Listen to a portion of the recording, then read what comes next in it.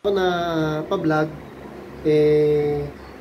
babalita ko lang po na si Oreo po, yung Dalmatian, na-rehome ko na ngayon lang. Opo, meron po tayong pinagbigyang isang dog lover at alam ko po at alam po namin na aalagaan maayos yung si Oreo natin. Kasi mga dog lover naman tong pinagbigyan po natin. Ayun mga kadogo, binalita ko lang sa inyo na nai-rehome ko na si Oreo. And for sure, magiging mas maayos siya doon.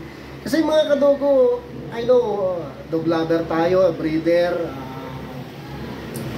And lahat kami dito, napamahal si Oreo, no? Kaya lang kasi mga kadogo, hindi ko po siya pamimigay kung wala akong malalim na dahilan.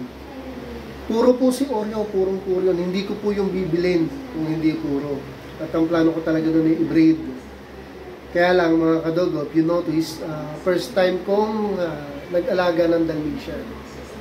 Galing na ako sa iba't ibang aso. Rottweiler, French Bulldog, Labrador, Golden, Dachshund, Basset Hound, Beagle, Chow Chow, etc. Kaya lang mga kadogo, yung Dalmatian kasi nakita ko noon sa mga YouTube na napakabait talaga. And proven talaga napakabait ng Dalmatian. Kaya nung binili ko siya, natuwa ako. Kaya lang ang Dalmatian medyo skinny and payat.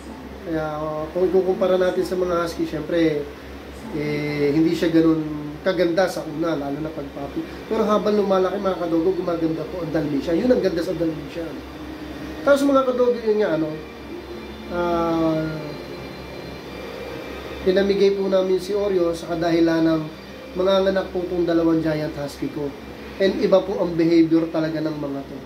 Yung mga pusa ko nga mga kadogo, kinukulong ko na, bihira ko ng pakawalan. Kasi papatayin na nito, lalo na ni Pickles. Kasi mga anak na 25 and 27 ang due date ng dalawang to is kakaiba na behavior.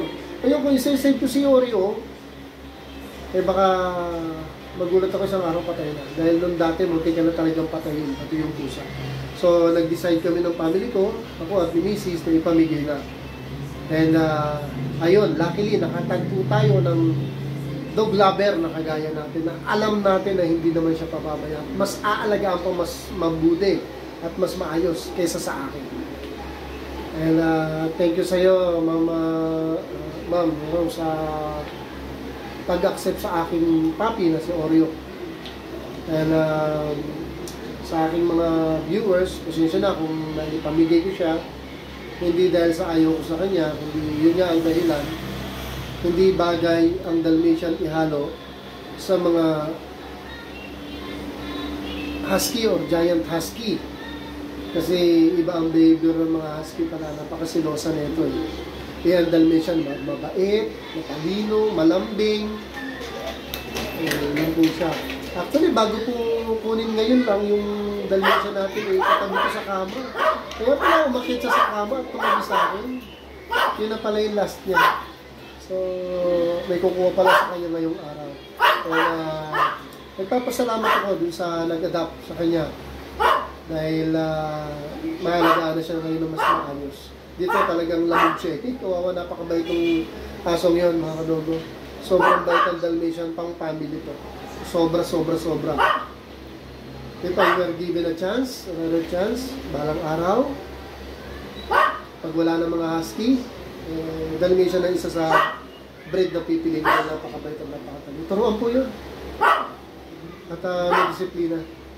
So dito mga kadogo, in-update ko lang kayo about sa Dalmatian natin na si Oreo. Baka magtaka kayo, wala na sa vlog natin. Meron na po siyang bagong full family.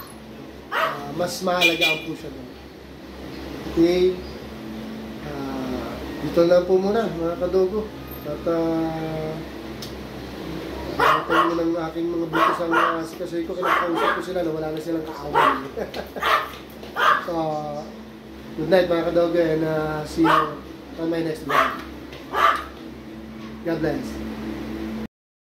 Thank you for watching.